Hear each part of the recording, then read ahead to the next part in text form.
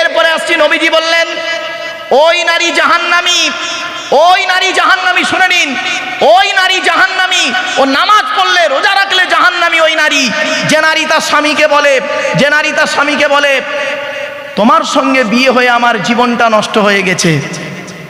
বলে না? অনেক মা বোন আছে, অনেক মা বোন আছে, তারা তাদের স্বামীকে বলে আমার মতো মেয়ে বলে তুমি বেঁচে গেলে, অন্য কেউ হলে তোমার শেষ হয়ে যেত, এই হতো তাই হতো অমুক হতো, কি হতো বে, কিচ্ছু হতো না। অনেক নারী আছে তারা স্বামীকে বলে ওই নারী জাহান্নামী যে নারী বলে তোমার সঙ্গে বিয়ে হয়ে আমার জীবন নষ্ট হয়ে গেছে। তোমার সঙ্গে বিয়ে হওয়ার আগে আমার কত মাস্টার, ডাক্তার, ইঞ্জিনিয়ার, প্রফেসর এসেছিল দেখতে, তাদেরকে বিয়ে দেয়নি, আমার বাপ তোমার সঙ্গে দিয়েছে। দেবে কেন বে, তুই তো 9 ক্লাস কম মাধ্যমিক পাস। কি বললাম বুঝতে পারেননি কথাটা? 9 ক্লাস কম মাধ্যমিক মানে 1 পাস তুই, তা একটা ডাক্তার তোর বে করবে? একটা ডাক্তার সে গ্র্যাজুয়েট কমপ্লিট মেয়ে বে করবে, একটা মাস্টার তোর বে করবে? তোর তো গ্র্যাজুয়েট কমপ্লিট করতে হবে, তুই তো 1 পাস মেয়ে, তো সাদা চামড়া নাকি ধুয়ে খাবে সে? কথাটা শুনতে কেমন লাগছে? এই জন্য বলি এবারে জাহান্নামী নারীর পরিচয়গুলো দিলাম। এই জন্য মা বোনদের বলে যাচ্ছি, স্বামীর সঙ্গে কোনোদিন উচ্চস্বরে কথা বলো না মা, স্বামীকে ভালোবাসা দিয়ে রেখো। পুরুষ জাতি হলো ভালোবাসার কাঙাল, পুরুষ জাতি হলো ভালোবাসার কাঙাল। পুরুষকে ভালোবাসা দিয়ে তুমি সব কিছু আদায় করতে পারবে। আর পুরুষের সঙ্গে যদি জেদ করো, জেদ তোমার জীবনটাকে নষ্ট করে দিতে পারে। অনেক মেয়ে ছেলে আছে জেদি, জেদি, জেদ করে স্বামীর সঙ্গে থাকে, আর জেদের কারণে সংসার নষ্ট হয়ে যায়, ভেঙে যায়। কটা বলবো, বাপেরা হরদম তালাকের খবর আসছে, তলাকের খবর হরদম খালি ফোনে আমার বলছে হুজুর এই হয়ে গেছে, ওই হয়ে গেছে, এই হয়েছে, তাই হয়েছে। আর লজ্জা করে না তোমাদের? অনুরোধ করে বলে যাচ্ছি বাপ, একটু আগিয়ে যাই। কোন নারী জান্নাতি? এতক্ষণ তো জাহান্নামী নারীর পরিচয় দিয়েছি, এবার কোন নারী জান্নাতি? যে নারী স্বামীর সঙ্গে কথা বলবে, নরম ভাষায় কথা বলে, হাসি মুখে স্বামীকে সঙ্গে কথা বলবে, আর তার ব্যবহারে কথাবার্তায় স্বামী খুশি হয়ে যাবে, ওই নারী হলো জান্নাতি। 2 নাম্বার, ওই নারী জান্নাতি যে নারী কোনো স্বামীর বিরুদ্ধে অভিযোগ করবে না, অভিমান করবে না, স্বামীকে কোনোদিন দুর্নাম বদনাম করবে না। এতটুকুই স্বামীকে বলবে যে আমি আপনার মতো স্বামী পেয়ে আমার জীবনটা ধন্য হয়ে গেছে। এইটুকু বলার কারণে স্বামীর মনটা যদি খুশি হয়ে যায়, ওই নারী হলো জান্নাতি। শুধু তাই নয়, ওই নারী জান্নাতি যে নারীর স্বামী বাজারে গেল, যে নারীর স্বামী বাজারে গেল আর বাজার থেকে এলো, স্ত্রী তার স্বামীকে ভালোবাসা দিয়ে একটু হাসালো, ওই নারী জান্নাতি। ভাই এই ওয়াজটা করে আমি এক জায়গায় ফেঁসে গেছিলাম, রাগ করবেন না, মারাত্মক ভাষা ফেঁসে গেছি। আমি এখন ওয়াজটা করেছি, ওই নারী জান্নাতি। নবীজি বলেছেন যে নারীর স্বামী বাজারে গেল, বাজার থেকে এলো আর স্ত্রী ভালোবাসা দিয়ে হাসালো, ওই নারী জান্নাতি। তা আমি বলেছি, এখন ইউটিউবওয়ালারা এই ওয়াজটা ছেড়ে দিয়েছে। হঠাৎ আমি জলসায় যাচ্ছি বর্ধমানে, হঠাৎ মোবাইল একটা অচেনা নাম্বারে ফোন এলো, হ্যালো, ওদিক দিয়ে কথা এলো, আসসালামু আলাইকুম হুজুর। আমি একটা মেয়ের গলা পেয়ে বললাম ওয়ালাইকুম আসসালাম। কে বলছো মা? তো মেয়েটি বলছে হুজুর আমি আপনার একজন ভক্ত। তা বললাম কি হয়েছে মা, জানতে চাই, বলো। তো মেয়েটি বলছে হুজুর আপনার ওয়াজ শুনে আমল করতে গিয়ে আমার স্বামী এত মার মেরেছে, 3 দিন গায়ে জ্বর। তা আমি বললাম কি এমন ওয়াজ করেছি আর কি এমন তুমি আমল করেছো মা, একটু বলো তো।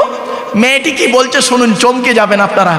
মেয়েটি বলছে হুজুর আপনি ওয়াজে বলেছেন যে ওই নারী জান্নাতি যে নারীর স্বামী বাজারে গেল, বাজার থেকে এলো আর স্ত্রী ভালোবাসা দিয়ে হাসালো। তা বললাম এ তো আমার কথা নয়, নবীর কথা। তখন মেয়েটি বলছে হুজুর আমার স্বামী 1 সপ্তাহ আগে 5,000 টাকা নিয়ে বাজারে গিয়েছিল, এখন টাকাটা ওর পকেট মারি হয়ে গেছে, ওর মেজাজ গরম ছিল আর বাড়ি এসছে, আমিও তো বুঝতে পারিনি টাকা পকেট মারি হয়ে গেছে, ওর মেজাজ গরম, আর আমি খালি হাসাচ্ছি, খালি হাসির কথা বলছি, খালি হাসাচ্ছি, রেগে গিয়ে এত মার মেরেছে, 3 দিন গায়ে জ্বর। আমি বললাম মা ওয়াজটা ঠিক আছে, হাদিসটাও ঠিক আছে, তোমার আমলটাও ঠিক আছে, কিন্তু টেকনিক্যালি একটু প্রবলেম হয়ে গেছে। এজন্য মা বোনদের বলে যাচ্ছি, মায়েরা বোনেরা, স্বামী স্ত্রীর মহব্বত ভালোবাসা, আল্লাহর দেয়া নিয়ামত ভালোবাসা। এই জন্য আল্লাহ রসুল বলেছেন পৃথিবী ধ্বংসের লক্ষণ কয়েক কটা শুনে নিন। পৃথিবী ধ্বংসের লক্ষণ, 1 নাম্বার নবী বললেন বিদ্যা উঠে চলে যাবে, 2 নাম্বার ব্যভিচার বেড়ে যাবে, 3 নাম্বার মদ খাওয়া বেড়ে যাবে, 4 নাম্বার সুদ খাওয়া বেড়ে যাবে, 5 নাম্বার ঘুষ খাওয়া বেড়ে যাবে, 6 নাম্বার পিতামাতার অবাধ্য সন্তান হবে। তাই বাপেদের বলে যাচ্ছি করজোড়ে, আপনারা জীবনে কোনোদিন বুড়ো বুড়ি বাম্মাকে কাঁদাবেন না। যাদের বাড়িতে যত বৃদ্ধ পিতামাতা আছে তাদের বাড়িতে আল্লাহর রহমত তত ঝরে ঝরে পড়বে। আমার বাপেরা, খবরদার জীবনে কোনোদিন বাম্মাকে কাঁদাবেন না। বাম্মা হলো একটা নিয়ামত। যাদের বাম্মা মরে গেছে তারা এখন বুঝতে পারছে কি জিনিস হারিয়েছি। যাদের বাম্মা বেঁচে আছে তারা এখনো বুঝতে পারেনি, তারা মনে করে দূর আমার বাম্মার থেকে আমার শ্বশুর শাশুড়ি ভালো। ওরে বোকা, শ্বশুর কোনোদিন বাপ হতে পারে না, শাশুড়ি কোনোদিন মা হতে পারে না। মনে রেখো, তোমার শ্বশুর তোমার বাপ হয়েছে 20 বছর পরে তার মেয়ে দেওয়ার কারণে, তোমার শাশুড়ি তোমার মা হয়েছে 20 বছর পরে তার মেয়ে দেওয়ার কারণে, আর তোমার জন্মদাতা বাপ হয়েছে যেদিন তুমি মায়ের পেটে এসেছিলে সেই দিন। শুধু তাই নয়, তোমার মা হয়েছে যেদিন তুমি মায়ের পেটে এসেছিলে সেই দিন। বাচ্চা যখন মায়ের পেটের ভিতরে লাথি মারে, মা তখন আনন্দে হেসে ফেলে। আর ওই ছেলে পৃথিবীর মুখ দেখে কারোর কথা শুনে মায়ের গায়ে যদি লাথি মারে, মায়ের চোখ ফেটে পানি পড়ে। দুটোই লাথি, একটা ছিল পেটের ভিতরে লাথি, একটা হলো পেটের বাইরে লাথি। পার্থক্য এইটুকুই। বাড়িতে গিয়ে ভাববেন। অনুরোধ করে বলে যাচ্ছি, জীবনে কোনোদিন বাম্মাকে কাঁদাবেন না। টাকা পয়সা ব্যয় করবেন, টাকা পয়সা ব্যয় করবেন, কোরআনে আছে সর্বপ্রথম টাকা পয়সা ব্যয় করবেন বুড়ো বুড়ি বাম্মার পিছনে পয়সা ব্যয় করবে, আল্লাহ খুশি হয়ে যাবে। গাছের প্রথম ফলটা বাপকে মাকে খাওয়াবে, মাসের প্রথম মাইনের টাকাটা বাম্মাকে দেবে, দেখবে তাদের দিন শুতে পারবে না। বাস্তব কথা বলে যাচ্ছি, আমি আব্দুল্লাহ গিল মারুফ, আমার হাতে 500 টাকার নোট দিয়ে মোসাফা করে নেকি পাবেন কি তা জানি না, তবে এতটুকু বলতে পারি 50 টাকার একটা নোট নিয়ে জন্মদাতা বাপের হাতে দিয়ে বলবেন, আব্বা তুমি চা খাবে। বাপ ওই টাকাটা নেবে, আকাশের দিকে চাইবে, চোখ ফেটে পানি পড়বে। ওই দোয়াটা আল্লাহর আরশে আজিমে পৌঁছে যাবে। আমার বাপেরা, জীবনে কোনো দিন বাম্মাকে কাঁদাবেন না। আর অনেক বাপ আর মা আছে দেখবেন ছেলে মেয়ের হক আদায় করে না। খবরদার, অনেক বাম্মা আছে দেখবেন, এখানে অনেক শ্বশুর শাশুড়ি বসে আছে, অনেক বাম্মা বসে আছে, নিজের মেয়েকে খাইয়ে নিয়ে ঘরের ভেতর ঢুকে বলল, বৌমা পরের মেয়ে খেয়েছে কি তা খবর নিল না। এই শাশুড়ি মায়েরা, আপনি বৌমা পরের মেয়েকে যদি আপন করতে না পারেন, আল্লাহ আপনারও মেয়ে দিয়েছে, লোকের বাড়ি বৌমা হয়ে যাবে, আল্লাহর তরফ থেকে গজব পড়বে, বলতে আর হবে না। অনেক শ্বশুর আছে, অনেক ননদ আছে দেখবেন ভাইয়ের কানে কামড়াচ্ছে যাতে ভাই ভাবিকে মারে, এই ধান্দা করে। ও যুবতী বোনেরা শুনে নাও, খুঁটে পড়ে গোবর হাসে, ঘুটে বলে তোরও একদিন আছে। তুমি ভাবি পরের মেয়েকে যদি আপন করতে না পারো, তোমাকেও একদিন লোকের বাড়ি ভাবি হয়ে যেতে হবে, আল্লাহর তরফ থেকে গজব পড়বে, বলতে আর হবে না। অনেক বৌমাও আছে দেখবেন ডেঞ্জার, স্বামীর ইনকাম বেশি, স্বামীটাকে নিয়ে ছেলেটাকে মেয়েটাকে নিয়ে খালি আলাদা খাবার ধান্দা করে। একই দেয়ালের এপারে স্বামী স্ত্রী বুড়ো বুড়ি, স্বামী স্ত্রী ছেলে মেয়েকে নিয়ে মুরগির মাংস দিয়ে ভাত খায়, আর দেয়ালের ওপারে বুড়ো বুড়ি আলু ভর্তা ডাল খাচ্ছে শ্বশুর শাশুড়ি। একবারও মনে বাঁধলো না যে আমার বাম্মা যদি থাকতো আমি গোপনে 1 পেয়ালা তরকারি দিয়ে আসতাম। ওরে বৌমা, তুমি মুফতি সাহেবের মেয়ে হও, হাজি সাহেবের মেয়ে হও, তুমি তোমার শ্বশুর শাশুড়িকে যদি নিজের বাম্মার মতো ভক্তি শ্রদ্ধা করতে না পেরেছো, তোমার মতো বৌমাও হলো জাহান্নামী। ইসলাম কোনোদিন এক পেশে কথা বলে না। তাই আপনাদের অনুরোধ করে বলে যাচ্ছি, পৃথিবী ধ্বংসের লক্ষণ হলো পিতামাতার অবাধ্য সন্তান হবে। শুধু তাই নয়, পৃথিবী ধ্বংসের লক্ষণ হলো অযোগ্য ব্যক্তিরা নেতৃত্ব দেবে। অযোগ্য ব্যক্তিরা নেতৃত্ব দেবে, যার যে সম্পর্কে কোনো জ্ঞান নেই।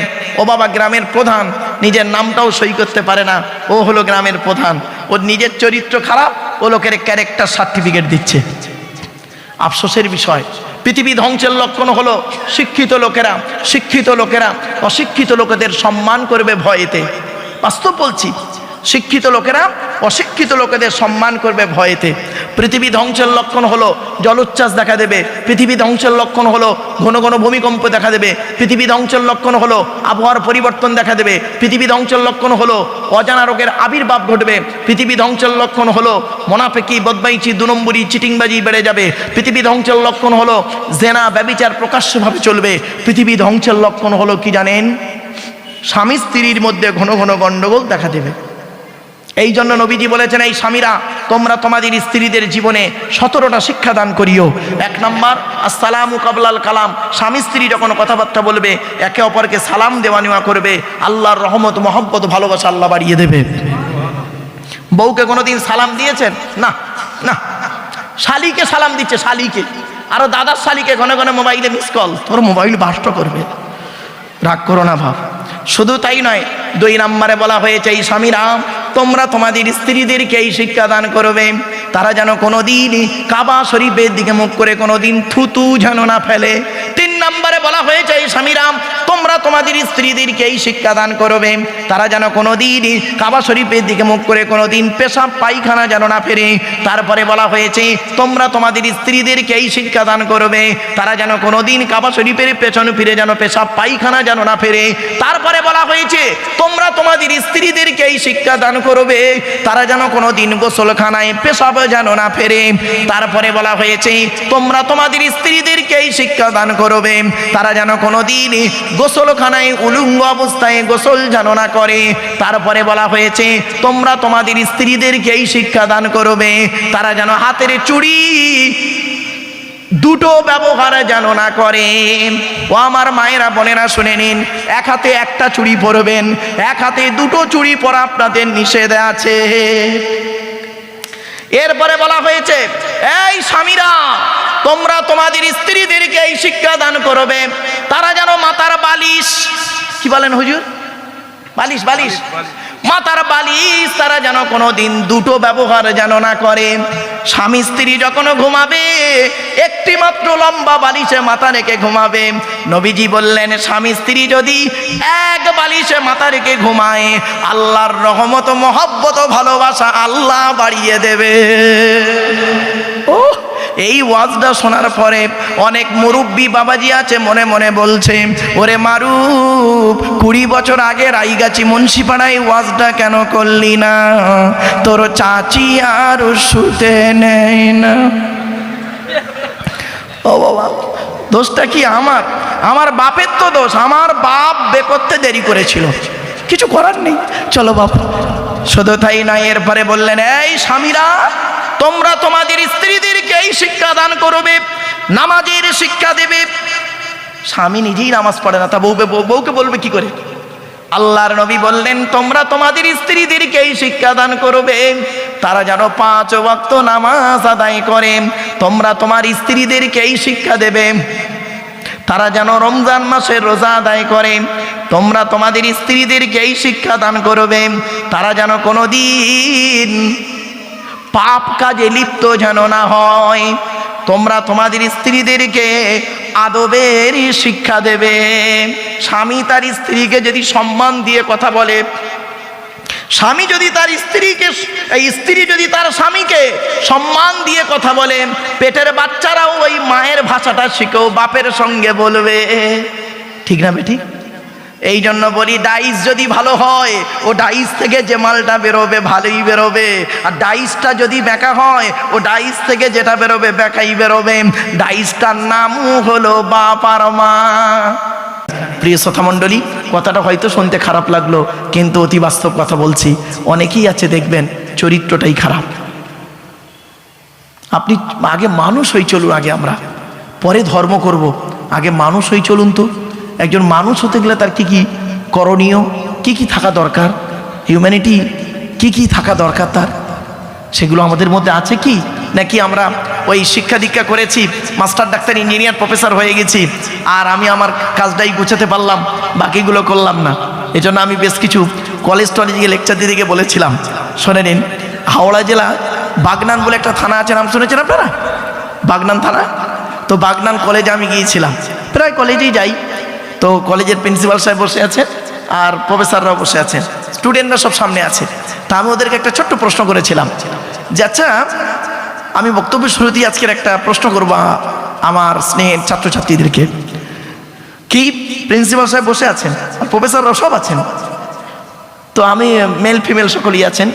তো আমি বললাম একজন মুসলিম আর অমুসলিমের পার্থক্য কতটুকু? একজন মুসলিম আর অমুসলিমের পার্থক্য কতটুকু? তখন একটা স্টুডেন্ট দাঁড়িয়ে বলল, স্যার আমি বলবো। তা বললাম বলো। বলছে স্যার, মুসলিমটার গালে দাড়ি থাকবে, অমুসলিমটার সাধারণত গালে দাড়ি থাকবে না। আমি বললাম এটা তোমার ভুল ধারণা, this idea is very wrong. কেন? তা আমি বললাম আমার গালে কি দাড়ি দেখতে পাচ্ছ? এই গ্রেট পোটার রবীন্দ্রনাথ ঠাকুরের গালের দাড়িটা আমার দাড়ির থেকে অনেক বড় দাড়ি ছিল। ব্যারিস্টার উমেশচন্দ্র বন্দ্যোপাধ্যায়, সুরেন্দ্রনাথ বন্দ্যোপাধ্যায়, সক্রেটিসের গালে দাড়ি ছিল, রামকৃষ্ণ পরমহংসদেবের গালে দাড়ি ছিল, আসারাম বাবুর গালেও দাড়ি আছে, রামদেবের গালেও দাড়ি আছে, মুসলমান নয়। তখন আর একজন স্টুডেন্ট দাঁড়িয়ে বললো, স্যার আমি বলবো। বললাম বলো। বলছে স্যার, মুসলমানটার মাথায় টুপি থাকবে বা পাগড়ি থাকবে, অমুসলিমটার মাথায় টুপি বা পাগড়ি থাকবে না। আমি বললাম এটাও তুমি ঠিক বললে না। বলছে কেন স্যার? তা আমি বললাম আমার মাথায় কি টুপি দেখতে পাচ্ছ?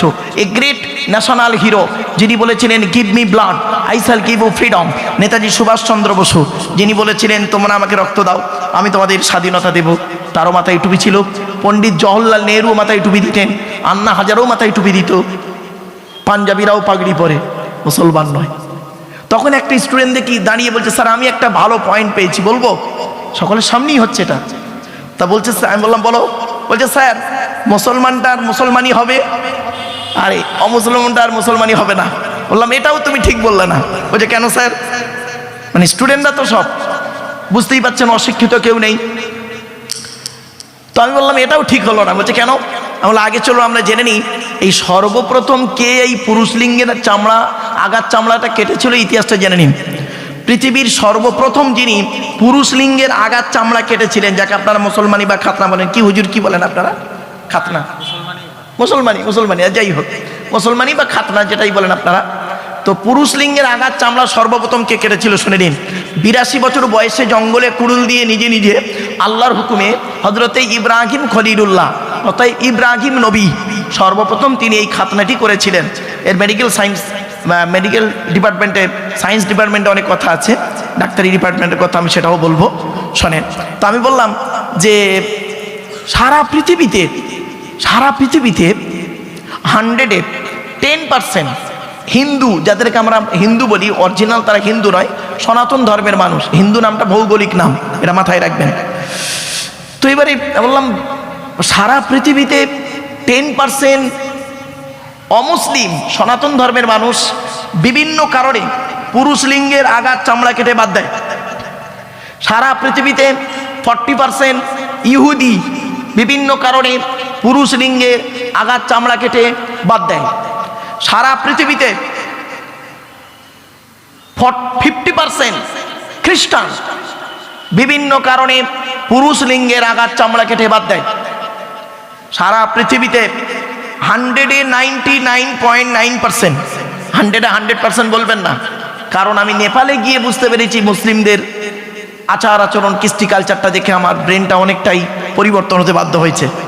কারণ কোরআনকে নিয়ে আমার গবেষণা, কোরআনের উপরে আমার গবেষণা, তো বাস্তবটাই বলছে আপনাদেরকে। তো 100-এ 99.9% মুসলমানেরা তারা বিভিন্ন কারণে পুরুষ লিঙ্গের আগার চামড়া কেটে বাদ দেয়। তাহলে কি হলো? চলুন মেডিকেল সায়েন্স কি বলছে দেখি। কোন পুরুষ যদি তার পুরুষ লিঙ্গের আগার চামড়া কেটে বাদ দেয়, ওই পুরুষটি কমসে কম পৃথিবীতে যতদিন বাঁচবে 3টে রোগ থেকে বেঁচে থাকতে পারবে। 1 নাম্বার গনোরিয়া বলে একটা রোগ, 2 নাম্বার সিফিলিস বলে একটা রোগ, 3 নাম্বার হলো কি পুরুষ লিঙ্গের ক্যান্সার থেকে সে বেঁচে থাকতে পারবে। তাহলে একটা মুসলিম আর অমুসলিমের পার্থক্যটা কি? ব্যাস চুপ, একদম পুরো একদম মানে কি বলবো, জলসার মাহফিলটা একদম, লেকচারের যে জায়গাটা ছিল একদম চুপ। প্রফেসর প্রিন্সিপালরা সব অবাক হয়ে, প্রিন্সিপাল প্রফেসররা অবাক হয়ে গেছে। আরে মারাত্মক প্রশ্ন তো, একটা মুসলিম আর অমুসলিমের পার্থক্য কতটুকু? লাস্টে আমি বলেই দিচ্ছি, অসুবিধা নেই, শুনে নিন। একটা মুসলিম আর অমুসলিমের পার্থক্য হলো অ্যাপোস্ট্রফিস এস। কি বললাম বাবা, একটু বলবেন আমার সঙ্গে? অ্যাপোস্ট্রফিস এস কিরকম? আমি বললাম একটা মুসলিমের একটা অমুসলিম ছেলের বিশ্বাস হলো, একটা বাচ্চা আস্তে, এই বাচ্চাগুলোকে একটু সরিয়ে দেবেন, একটু চুপ করাবেন, বুঝলেন? কারণ আমার বক্তব্য করতে করতে যদি এরকম কথা বলে না, এতে অ্যাটেনশন নষ্ট হয়ে যায়, অনেক পয়েন্ট আমি বলতে ভুলে যাব। অনুরোধ করে বলছি আপনাদেরকে, একটা অমুসলিম ছেলের বিশ্বাস হলো, ভালো করে শুনে নিন আজকে, everything is god, everything is god, প্রত্যেক বস্তু হলো খোদা। তাই তার মতে চন্দ্র খোদা, সূর্য খোদা, গঙ্গা খোদা, বড় বৃক্ষ খোদা, কোনো প্রাণী খোদা ইত্যাদি, সেই ভেবে তিনি পুজো অর্চনা আরাধনা উপাসনা করেন। এটা অমুসলিম ছেলের বিশ্বাস। মুসলিম ছেলেটার বিশ্বাস কি? Everything is gods, everything is gods, প্রত্যেক বস্তু হলো খোদার, চন্দ্র খোদার, সূর্য খোদার, গঙ্গা খোদার, তুমি খোদার, আমি খোদার, কুল হু আল্লাহু আহাদ, জোরে বলুন। আল্লাহর পরিচয় হলো চারটি। কি কি? এক নম্বর, আল্লাহ নিজেই বললেন, কুল, নবী তুমি বলো, হু আল্লাহু আহাদ, সে আল্লাহ হলেন একক। আল্লাহ ওয়াহিদ নন, মনে রাখবেন, ওয়াহিদুন মানে এক, আর আহাদুন মানে এক, বিটুইন ফার ডিফারেন্স। ওয়াহিদুন মানে এক যার দুই আছে বা থাকতে পারে, আহাদুন মানে এক যার দুই হয়ই না। তাই আল্লাহর পরিচয় যখন আরবের মানুষেরা মুহাম্মদ সাল্লাল্লাহু আলাইহি ওয়াসাল্লামের কাছে জানতে চেয়েছিল, মুহাম্মদ সাল্লাল্লাহু আলাইহি ওয়াসাল্লাম তখন চুপ করেছিলেন। সৃষ্টিকর্তা আল্লাহ পাক জিবরাইলের মাধ্যমে এই সূরাটি অবতীর্ণ করে আল্লাহর পরিচয় দিয়েছিলেন। কি? কুল, নবী তুমি বলো, হু আল্লাহু আহাদ, সে আল্লাহ হলেন একক। দুই নাম্বার, আল্লাহুস সামাদ, আল্লাহ হলেন অমুখপেক্ষী, আল্লাহ কারোর মুখপেক্ষী নন, সারা পৃথিবী তার মুখপেক্ষী। তিন নাম্বার, লাম ইয়ালিদ ওয়া লাম ইউলাদ, আল্লাহ কাউকে জন্ম দেয়নি, আল্লাহ কেউ জন্ম দেয়নি। চার number, it is very very important, ওয়া লাম ইয়াকুল লাহু কুফুয়ান আহাদ, আল্লাহর সমকক্ষ কেউই নেই। কি বললাম বাবা? একটু দয়া করে রিপিট করবেন। আল্লাহর সমকক্ষ, হ্যাঁ, কেউ নয়, কেউই নেই। ভাষাটা একটু ফলো করুন, মারাত্মক একটা ভুল বেরোবে এখান থেকে। দেখুন, জাস্ট ফর এক্সাম্পল, একটা ছেলে একটা মেয়েকে বলল আমি তোমাকে ভালোবাসি, আর একটা ছেলে আর একটা মেয়েকে বলল আমি তোমাকেই ভালোবাসি, দুটো বাক্য এক। তা ঠিক এইরকম আল্লাহর সমকক্ষ কেউই নেই, কেউ নয় বলবেন না, এটা মাথায় রাখবেন। তো আল্লাহর পরিচয় হলো এই চারটি। এই আল্লাহর চারটে পরিচয় দিতে গিয়ে আপনাদেরকে আমি বেশ অনেকটা সময় নিয়ে নিলাম, প্রায় পৌনে 1 ঘন্টা, তাই না? অসুবিধা হচ্ছে আপনাদের? আচ্ছা, আজকে আপনাদের জিজ্ঞাসা করি, আপনাদের কি কোনো টাইম টেবিল সিলেক্ট করা আছে, নাকি আমি যতক্ষণ আলোচনা করব ততক্ষণ? হ্যাঁ, কারণ কি জানেন, আমি জীবনে আমার এই 1994 সাল থেকে আমি লেকচার দিচ্ছি, ভারতবর্ষ, নেপাল, বাংলাদেশ। আমি 1994 সাল থেকে 2024, বিগত 30 বছর আমি জীবনে কোনো দিন দুটো কাজ করিনি। এক নাম্বার হলো বেওয়াজুতে কোনো দিন ওয়াজ করিনি, আমি কোনো দিন আল্লাহ আমাকে বেওয়াজুতে ওয়াজ করায়নি। আর 2 নাম্বার হলো আমি টাইম টেবিল ধরে ওয়াজ করিনি। কেন জানেন? এটা আমার মায়ের আদেশ ছিল। আমার মা খুব আল্লাহওয়ালা মেয়ে ছিলেন। আল্লাহর নবী আবু বকর, ওমর, উসমান, আয়েশা, খাদিজা, ফাতেমা সঙ্গে বহুবার স্বপ্নে দিদার হয়েছে আমার বাপেরা। তো আমার মা আমাকে বলেছিলেন, বাবা তুমি আমার একটি মাত্র সন্তান, আমার সঙ্গে প্রতিজ্ঞা করতে হবে তোমার। কি? যে যখন তুমি লেকচার দিতে উঠবে, আল্লাহর কোরআনের বাণী যখন বলবে, তা আল্লাহর কোরআন আর নবীর হাদিস এই দুটো নিয়েই তোমাকে লেকচার দিতে হবে। তার মধ্যে দুটো জিনিস কি? এক নাম্বার, তুমি বেওয়াজুতে কোনো দিন ওয়াজ করতে পারবে না। তা আমি আমার মরণ পর্যন্ত যেন বেওয়াজুতে ওয়াজ না করতে পারি। আজ পর্যন্ত এই 30 বছর হয়ে গেল বাপ, আমি কোনো দিন বেওয়াজুতে ওয়াজ করি নাই। আর 2 নাম্বার হলো টাইম ধরে ওয়াজ করবে না। তা আমি বললাম, কেন মা? টাইমের তো অনেক মূল্য আছে। বলছে, ওটা আল্লাহর সঙ্গে নয়, ওটা বান্দার সঙ্গে। পৃথিবীর জীবনে, এই দৈনন্দিন জীবনে আমাদের টাইমের মূল্য খুব বেশি, টাইমের এদিক ওদিক হলে অসুবিধা আছে, কিন্তু আল্লাহর সঙ্গে কোনো দিন টাইম সিলেক্ট করতে যেও না, তাহলে কিন্তু আল্লাহ তোমার প্রতি নারাজ হয়ে যাবে। বললাম, কেন? বলছে, ধরো জোহরের নামাজ পড়তে গেলে তেওয়ালে মুফাসসাল, জোহর আর ফজরের নামাজে অনেক বড় বড় কেরাত পড়তে হয়। তেওয়ালে মুফাসসাল অনেক বড় বড় কেরাত পড়তে হয়। সুন্নত তরিকায় যদি মুহাম্মদ সাল্লাল্লাহু আলাইহি ওয়াসাল্লামের সুন্নত তরিকায় যদি জোহরের নামাজ 4 রাকাত পড়েন, কমসে কম 4 রাকাত নামাজে আপনার কমসে কম আপনার 20 মিনিট সময় লাগবে। 20 মিনিট সময় লাগবে 4 রাকাত নামাজ পড়তে। যেহেতু তেওয়ালে মুফাসসাল, তেওয়ালে মুফাসসাল শুরু হয় কোথায় জানেন? কোরআনের সূরা হুজরাত থেকে নিয়ে সূরা বুরুজ পর্যন্ত বড় বড় সূরা। পাগল হয়ে যাবে। বলছে তোমাকে যদি বলে জোহরের নামাজ তুমি 5 মিনিটে পড়ো, পারবে? তেওয়ালে মুফাসসাল হিসাবে সূরা ওয়াকিয়া সূরা রহমান যদি দু রাকাতে পড়ো, ওখানেই তো হয়ে যাবে তোমার 20 মিনিট, ঠিক না বেঠিক? অতএব আল্লাহর সঙ্গে তুমি এই টাইম নির্ধারিত করে আলোচনা করো না। বললাম এটা যেন কেমন কেমন লাগছে। বলছে কেমন লাগছে তো শুনে নাও। আর একটা কথা বলি, ধরো তোমাকে কমিটি সময় দিল 10টায় তুলেছে, 12টায় নামতে হবে, 2 ঘন্টা টাইম দিয়েছে, তুমি 2 ঘন্টা কোরআন হাদিস অত্যাধিক তুমি বলেছো, একটা লোক হেদায়েতই হয়নি, একটা লোক হেদায়েত হয়নি, মজা পেয়েছে, আনন্দ পেয়েছে, তোমার ওয়াজটা ফুচকার মতো হয়েছে।